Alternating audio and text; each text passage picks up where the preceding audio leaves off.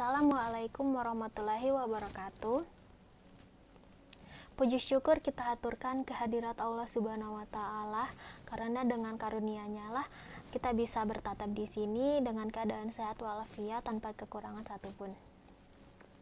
Sholawat serta salam tetap kita junjungkan kepada Nabi besar Muhammad SAW, karena atas perjuangan beliau menyiarkan agama yang hak, yakni agama Islam, agama yang diridhoi Allah Subhanahu wa taala.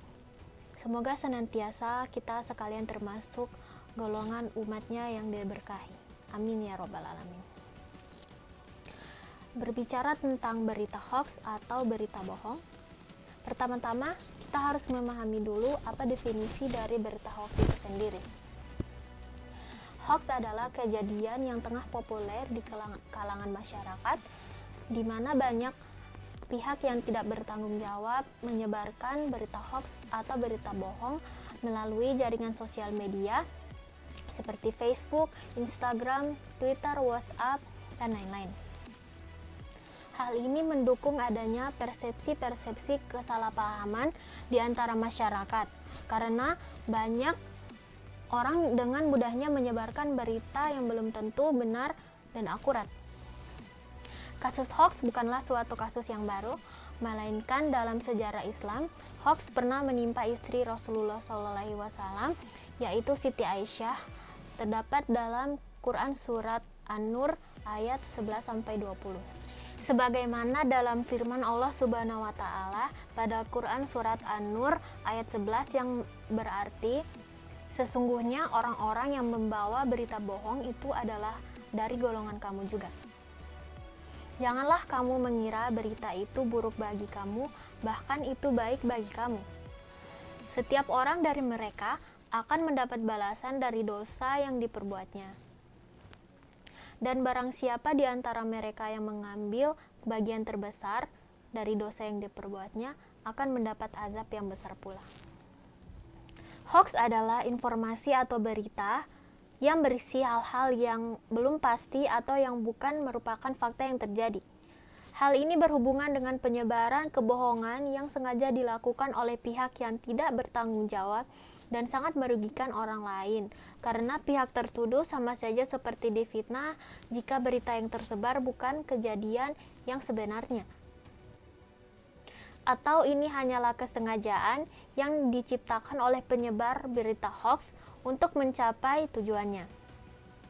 Hal ini juga menyebabkan orang lain akan memiliki prasangka buruk terhadap mereka yang dituduh.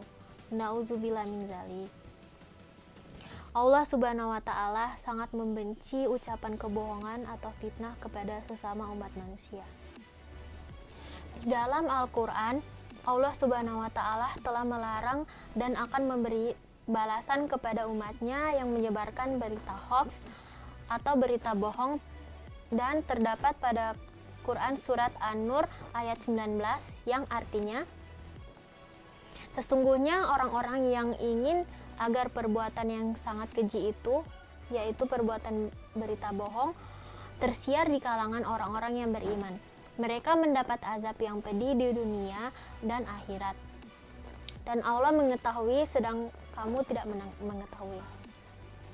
Kita sebagai umat manusia yang berakhlak dan berakal harus bisa menghindari perbuatan-perbuatan yang dilarang Allah Subhanahu wa taala. Seperti menyebarkan berita hoax, perbuatan tercela itu sangat dibenci dan tidak diridhoi Allah Subhanahu wa taala. Karena sebagai umat Allah yang beriman, kita tidak boleh merugikan orang lain. Kita harus hidup damai dan berdampingan antar sesama umat manusia yang beriman dan berakhlak mulia. Kita harus menjauhi mengucapkan ucapan yang dapat menyakiti hati orang lain dan tidak mencerminkan umat manusia yang santun. Dengan ini kita dapat menjalani hidup dengan damai dan tentram, insya Allah. Demikianlah yang bisa saya sampaikan pada kesempatan kali ini. Mudah-mudahan kita semua termasuk orang-orang yang selalu berkata jujur dengan semata-mata mencari ridho Allah Subhanahu wa taala. Mohon maaf atas segala kekurangan dalam penyampaian ceramah kali ini. Wabillahi taufiq wal hidayat. Wassalamualaikum warahmatullahi wabarakatuh.